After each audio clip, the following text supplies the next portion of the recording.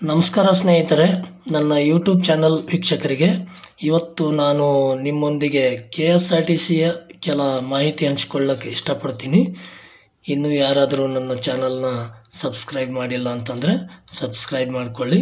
ಹಾಗೂ ನಿಮ್ಮ ಸ್ನೇಹಿತರು ಯಾರಾದರೂ KSRTC ಅಪ್ಲಿಕೇಶನ್ ಹಾಕಿದವರು ಇದ್ದರಂದರೆ ನಿಮ್ಮ ಸ್ನೇಹಿತರಿಗೆ ಇದನ್ನು ಶೇರ್ ಮಾಡಿ. ಈ ಮಾಹಿತಿಯು ನಿಮಗೆ ಇಷ್ಟ ಆಗಿದರೆ ಒಂದು ಲೈಕ್ ಕೊಡಿ.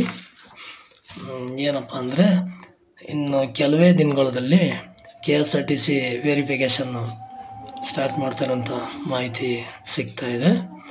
ಅದಕ್ಕೆ ಈಗ ನಾವೇನಪ್ಪ ಮಾಡಬೇಕು ಅಂತಂದರೆ, ಎಲ್ಲ ತಯಾರಿ ಮಾಡ್ಕೋಬೇಕಲ್ಲ. ಏನು ತಯಾರಿ ಮಾಡ್ಕೋಬೇಕಪ್ಪ ಅಂತಂದರೆ, ನಮ್ಮೆಲ್ಲ ಡಾಕ್ಯುಮೆಂಟ್ಸ್ಗಳು ರೆಡಿ ಮಾಡ್ಕೋಬೇಕಲ್ಲ.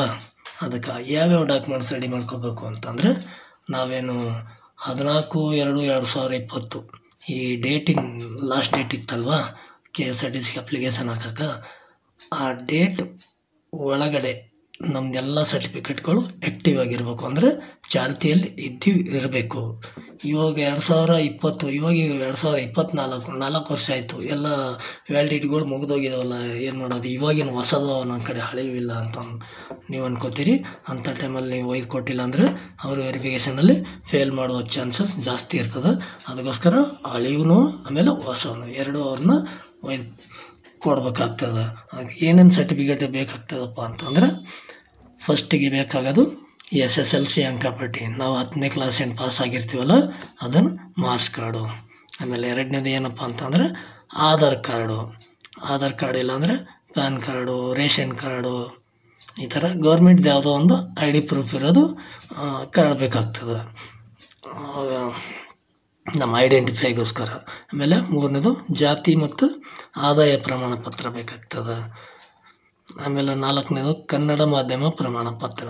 ಕನ್ನಡ ಮಾಧ್ಯಮ ಪ್ರಮಾಣ ಪತ್ರ ನಾವೇನು ಅಪ್ಲಿಕೇಶನ್ ಹಾಕೋ ಟೈಮಲ್ಲಿ ಕನ್ನಡ ಮಾಧ್ಯಮದಲ್ಲಿ ಓದಿದ್ದೀರಾ ಅಂತೇಳಿ ಕೇಳಿತಲ್ವ, ಅದರಲ್ಲೇ ನಾವು ಎಸ್ ಅಂತೇಳಿ ಹಾಕಿದ್ದೀವಿ ಅಂದರೆ ನಾವು ಓದಿದ್ದೀವಿ ಅಂತೇಳಿ ಹಾಕಿದರೆ ಆ ಪ್ರಮಾಣ ಪತ್ರ ಬೇಕಾಗ್ತದೆ. ಆಮೇಲೆ ಗ್ರಾಮೀಣ ವ್ಯಾಸಂಗ ಪ್ರಮಾಣ ಪತ್ರ, ಇದು ಕೂಡ ಅದೇ ಥರ ನಾವು ಎಸ್ ಅಂತೇಳಿ ಹಾಕಿದರೆ ಇದು ಕೂಡ ಹಚ್ಚಬೇಕಾಗ್ತದೆ. ಆಮೇಲೆ ನಾವು ಕನ್ನಡದಾಗ ಓದಿಲ್ಲ ಇಂಗ್ಲೀಷ್ನಾಗ ಓದಿದ್ದೀವಿ ಅಂತಂದರೆ ಅದೇನು ಬೇಕಾಗಲ್ಲ, ಇಲ್ಲ ಇಂಗ್ಲೀಷ್ ಸರ್ಟಿಫಿಕೇಟ್ ಹಚ್ಚಿದ್ರೂ ನಡೆಯುತ್ತೆ, ಅಂದರೆ ಅದೇನು ನೆಸಸರಿ ಇಲ್ಲ. ಆಮೇಲೆ ಚಾಲನಾ ಅನುಜ್ಞಾನ ಪ್ರಮಾಣ ಪತ್ರ, ಅಂದರೆ ಚಾಲನಾ ಅನುಜ್ಞಾನ ಪ್ರಮಾಣ ಪತ್ರ ಇದೇನಪ್ಪ ಅಂತಂದರೆ DL ಡ್ರೈವಿಂಗ್ ಲೈಸೆನ್ಸು. ಆಮೇಲೆ ನಿರ್ವಾಹಕ ಅನುಜ್ಞಾನ ಪ್ರಮಾಣ ಪತ್ರ ಇದೇನಪ್ಪ ಅಂದರೆ ಕಂಡಕ್ಟರ್ ಲೈಸೆನ್ಸು. ಆಮೇಲೆ ಯೋಜನೆ ನಿರಾಶ್ರಿತ ಪ್ರಮಾಣ ಪತ್ರ, ಯಾರನ್ನು ಯೋಜನೆ ನಿರಾಶ್ರಿತರು ಅಂತೇಳಿ ಅಪ್ಲಿಕೇಶನ್ನಲ್ಲಿ ಎಸ್ ಅಂತೇಳಿ ಹಾಕಿರ್ತೀವಲ್ಲ ಅಂಥವ್ರನ್ನು ಯೋಜನೆ ನಿರಾಶ್ರಿತ ಸರ್ಟಿಫಿಕೇಟ್ ಬೇಕಾಗ್ತದೆ. 9ನೇದು ಇಲಾಖೆ ಅಭ್ಯರ್ಥಿ ಪ್ರಮಾಣ ಪತ್ರ. ಇಲಾಖೆ ಅಭ್ಯರ್ಥಿ ಪ್ರಮಾಣ ಪತ್ರ ಇದು ಆಲ್ರೆಡಿ ಯಾರು ಡ್ಯೂಟಿ ಮಾಡ್ಲಾಗತ್ತಾರ ಅವರಿಗೆ, ಎಕ್ಸಾಂಪಲ್ KSRTC, ಆಮೇಲೆ ವಾಯುವ್ಯ, ಆಮೇಲೆ BMTCಯಲ್ಲಿ ಕೆಲಸ ಮಾಡ್ತಾಯಿದ್ದಾರೆ, ಡ್ಯೂಟಿ ಮಾಡ್ತಾಯಿದ್ದಾರೆ ಆಲ್ರೆಡಿ. ಅವರ ಕಡೆ KSRTC ಟ್ರಾನ್ಸ್ಫರ್ ಬೇಕಾಗ್ಯದ, ಟ್ರಾನ್ಸ್ಫರ್ ಸಿಗ್ತಾ ಇಲ್ಲ. ಅದಕ್ಕೇನು ಮಾಡಿರ್ತಾರೆ, ಇವರು ಇಲ್ಲಿ ಅಪ್ಲಿಕೇಶನ್ ಹಾಕಿರ್ತಾರೆ, ಇಲ್ಲಿ ಸೆಲೆಕ್ಟ್ ಆಗಿದ್ರೆ ಡೈರೆಕ್ಟಾಗಿ ಅಲ್ಲಿ ಅವರು ಕೆಲಸ ಮಾಡಬಹುದು. ಈ ಇಲಾಖೆ ಅಭ್ಯರ್ಥಿ ಪ್ರಮಾಣ ಪತ್ರ ಅವ್ರಿಗೆ ಮಾತ್ರ ಅಲ್ಲಿ ಡಿಪೋದಾಗ ಸಿಗ್ತದೆ, ಅದು ಅವರು ಹಚ್ಚಬೇಕಾಗ್ತದೆ. ಆಮೇಲೆ ಅರ್ಜಿ ಸಲ್ಲಿಸಿದ ಪ್ರತಿ, ಅಂದರೆ ನಾವೇನು ಅಪ್ಲಿಕೇಶನ್ ಹಾಕಿರ್ತೀವಲ್ಲ ಆ ಒಂದು ಪ್ರಿಂಟೌಟ್ ತಗೊಂಡಿರ್ತೀವಲ್ಲ ಅದು ಇದ್ದರೆ ಅದು ಹಚ್ಚಬಹುದು. ಅದು ಇಲ್ಲ ನಾನು ಕಳೆದೋಗ್ಯದು ಏನು ಮಾಡೋಂತಂದರೆ, ನಿಮ್ಮದು ಅಪ್ಲಿಕೇಶನ್ ನಂಬರ್ ಗೊತ್ತಿದ್ದರೆ application number, date of birth ಹಾಕಿ ಒಂದು ಕಾಲ್ ಲೆಟ್ರ್ ಬರ್ತಲ್ಲ ಅದು ತೊಗೊಂಡೋಗೋದು ನಡೆಯುತ್ತೆ. ಇಲ್ಲಾಂದರೆ ಫೀಸ್ ಕಟ್ಟಿದ ರಿಸಿಪ್ಟ್ ಇರುತ್ತಲ್ವ ಅದ್ರಾಗ ಸಿಗ್ತದೆ ಅದು. ಇದಾಗಿದ್ಮೇಲೆ ಕಲ್ಯಾಣ ಕರ್ನಾಟಕದ ಅಭ್ಯರ್ಥಿಗಳು ಯಾರನ್ನ ಇದ್ದರೆ ಅವ್ರು 371J ಪ್ರಮಾಣ ಪತ್ರ ಎಸ್ ಅಂತೇಳಿ ಹಾಕಿದರೆ ಆ ಸರ್ಟಿಫಿಕೇಟ್ ಅವರು ಹಚ್ಚಬೇಕಾಗ್ತದೆ. ಅದು ಹಚ್ಚಿಲ್ಲ ಅಂದರೆ ಅವರು ಮತ್ತೆ ತಿರ್ಗಿ ಜನರಲ್ ಇದನ್ನಾಗ ಹೋಗ್ತದೆ. ಇದು ಎಲ್ಲ ಆಗಿದ್ಮೇಲೆ DL ಎಕ್ಸ್ಟ್ರಾಕ್ಟ್, ಅಂದರೆ ನಾವು 2020 ಒಳಗಾಗಿ ಎಲ್ಲ ಆ್ಯಕ್ಟಿವ್ ಇರೋದು ನಾವು ತೊಗೊಂಡಿವಿ. ಇವಾಗ ಆಮೇಲೆ ನಮ್ಮ DL ಮತ್ತು ತಿರ್ಗಿ ರಿನ್ಯೂವಲ್ ಆಗೋದು. ಆವಾಗಿಂದ ಇವಾಗಿನವರೆಗೂ ಏನು ನೀವು ಯಾವ ರಿನ್ಯೂವಲ್ ಮಾಡಿರಿ, ಏನು ಇತ್ತು ಅಂತೇಳಿ ಇದೆಲ್ಲ ಡೀಟೇಲ್ ಆಗಿ ಸಿಗ್ತದೆ DL ಎಕ್ಸ್ಟ್ರಾಕ್ಟಲ್ಲಿ.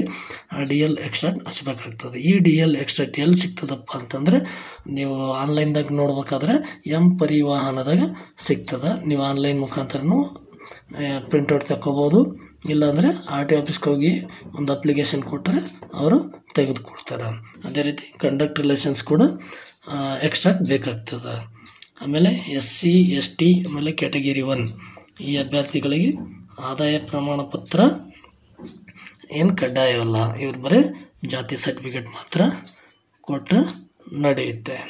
ಆಮೇಲೆ ಮಿಕ್ಕುಳಿದ ಅಭ್ಯರ್ಥಿಗಳಂದರೆ second A, second B, third B ಈ ಥರ ಜನರಲ್ ಎಲ್ಲ ಅಭ್ಯರ್ಥಿಗಳು ಜಾತಿ ಮತ್ತು ಆದಾಯ ಪ್ರಮಾಣ ಪತ್ರ ಎರಡೂ ಕಡ್ಡಾಯವಾಗಿ ಸಲ್ಲಿಸಬೇಕು.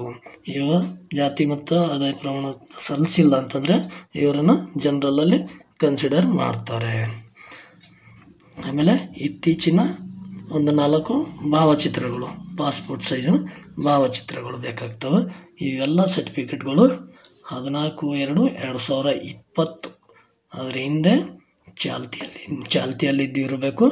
ಆಮೇಲೆ ಇವೆಲ್ಲ ಪ್ರಮಾಣ ಪತ್ರಗಳು 2 ಸೆಟ್ ಜೆರಾಕ್ಸ್ ಪ್ರತಿಗಳು ತೊಗೊಂಡು ಒಂದು ಫೈಲ್ ತೊಗೊಂಡು ಫೈಲಲ್ಲಿ ಹಾಕಿ ಫೈಲ್ ಮಾಡಿ ಇಟ್ಕೊಳ್ಳಿ. KSRTCದವ್ರು ಯಾವಾಗ ಕರೆದ್ರೂ ನಾವು ರೆಡಿ ಇರ್ತೀವಿ ಅಂತ.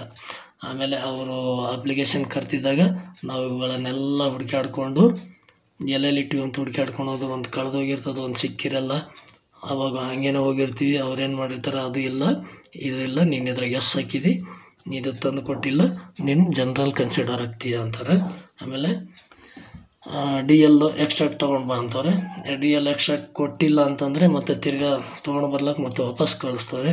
ನಮ್ಮ ಟೈಮಲ್ಲಿ DL ಎಕ್ಸ್ಟ್ರಾಕ್ಟಲ್ಲಿ RTO ಆಫೀಸಲ್ಲಿ ರಜೆ ಇತ್ತು, RTO ಎಲ್ಲಿಗೋ ಹೋಗಿದ್ದ, ಸರ್ವರ್ ಡೌನ್ ಇದೆ, ಈ ಯಾವುದೋ ಕೆಲವೊಂದು ಪ್ರಾಬ್ಲಮ್ಗಳಾಗಿ DL ಎಕ್ಸ್ಟ್ರಾಕ್ಟ್ ಇದು ಇರಲಿಲ್ಲ ಅಂದ್ರೆ ಅದು ವೆರಿಫಿಕೇಷನ್ ಟೈಮ್ ಮುಗ್ದೋಯ್ತು ಅಂದರೆ ನಮಗೆ ಮತ್ತೆ ಅಲ್ಲಿ ವೆರಿಫಿಕೇಷನ್ ಚಾನ್ಸು ಮತ್ತು ಅಲ್ಲಿ ಕಳ್ಕೊಳ್ಳುವ ಚಾನ್ಸಸ್ ಇರ್ತಾವೆ. ಅದಕ್ಕೋಸ್ಕರ ನಾವು ಇವಾಗಲೇ ಈ ಎಲ್ಲ ಪ್ರಮಾಣ ಪತ್ರಗಳು ಎಲ್ಲ ತಯಾರಿಸಿ ರೆಡಿ ಇಟ್ಕೊಂಡು 2 ಸೆಟ್ ಜೆರಾಕ್ಸ್ ರೆಡಿ ಇಟ್ಕೊಂಡು ಒಂದು ಫೈಲ್ ಮಾಡಿಟ್ಕೊಳ್ಳೋದು ಒಳ್ಳೆಯದಂತ ನನ್ನ ಅನಿಸಿಕೆ ಇದೆ.